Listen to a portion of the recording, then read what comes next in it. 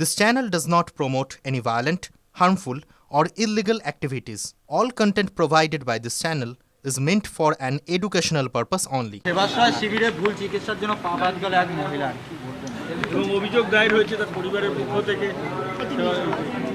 অভিযোগের তদন্ত হওয়া উচিত। ডায়মন্ড হারবার মডেলের নাম দিয়ে অনেক কিছু অপকর্ম হয়েছে। মডেলের নায়ক বলছেন ডায়মন্ড হারবারে নাকি 7,000 কোটি টাকা খরচা হয়েছে।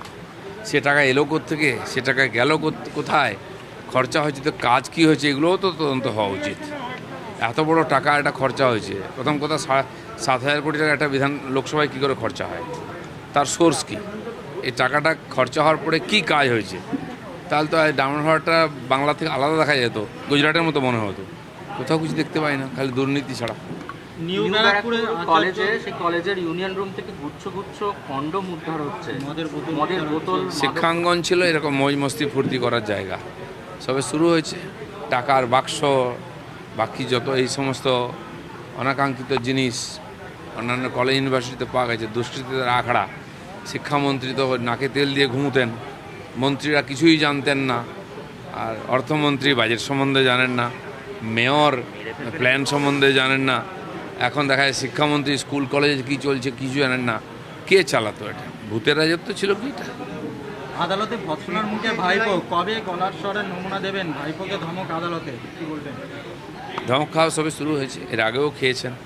এরা এতদিন ক্ষমতায় ছিলেন, আদালতকে আদালত মনে করতেন না, যা ইচ্ছা করতেন। সেটা তো হতে পারে না, আসতে হবে সবাইকে সামনে।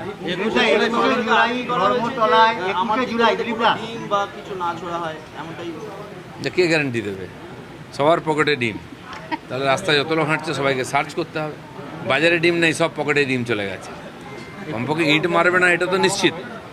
আমরা তো ইঁট খেয়েছি, চুরি করিনি, এক কাপ চাও খাইনি কারো, কিন্তু গাড়ি ভেঙেছে, ইঁট পাটকেল লাঠি চলেছে আমাদের উপরে। জনতা অনেক আর ক্ষমাশীল যে ডিমের উপর দিয়ে চালিয়ে দিচ্ছে। এই যে হাজার হাজার লোকের কাছ থেকে টাকা নেওয়া হয়েছে চাকরির নামে, যত রকম সুবিধা দেওয়ার জন্য সরকারি টাকা নেওয়া হয়েছে, তারা তা কিছু করতে পারছে না, ডিমের মাধ্যমে রাগটা মেটাচ্ছে। 21শে জুলাই ধর্মতলায় সভা করার আবেদন হাইকোর্টে জানালো ফের আরও একবার তৃণমূল, এবং 21শে জুলাই এবং তার সঙ্গে সঙ্গে 17 তারিখ অর্থাৎ 17 জুলাই এই দুদিন প্রস্তুতি দেখবেন, এবং 21শে জুলাই সভা মমতা বন্দ্যোপাধ্যায়। কী বলবেন বিষয়টা? কোর্টে গেছেন, কোর্ট ঠিক করবে। 17 জুলাই আমি আগেও বলেছি, 21শে জুলাই এটা কোনো একটা পার্টির কবজা করার মতো একটা জন আন্দোলনে শহীদ হয়েছিলেন কর্মীরা, আমরাও তাদের সম্মান করি। কংগ্রেসের পতাকার তলে আন্দোলন হয়েছিল, টিএমসি হাইজ্যাক করেছে, টিএমসি কংগ্রেসের নেতাদেরও হাইজ্যাক করে নিয়েছে। তো একদিন গায়ের জোরে চলছে, গায়ের জোর নাই। তো আমার তো মনে হয় এটা সাধারণ মানুষের জন্য খুলে দেওয়া হোক, ওখানে ফটো রাখা হোক, সবাই শ্রদ্ধাঞ্জলি দিক। কোনো একটা পার্টি কেন ঝান্ডা উড়িয়ে করবে? ওনারা বলছেন দীর্ঘদিন ধরে ওখানে 21শে জুলাই পালন করা হয়, তৃণমূল করে থাকে। দীর্ঘদিন ধরে রেড রোডে নামাজ পড়া হতো, এবারে ব্রিগেডে নামাজ হলো, নামাজ তো বন্ধ হয়নি। তো সেই জন্য ওটা কারো পৈতৃক সম্পত্তি নয়, ক্ষমতায় এসে গায়ের জোরে করবেন ওখানে। তো যাই হোক, আদালতের ব্যাপার আছে, আদালতে ফয়সলা হবে। পশ্চিমবঙ্গে সিআইএফ এর মেগা অপারেশন উদ্ধার 428 টনেরও বেশি চুরি হওয়া কয়লা। যত দুর্নীতির আখড়া এটাই।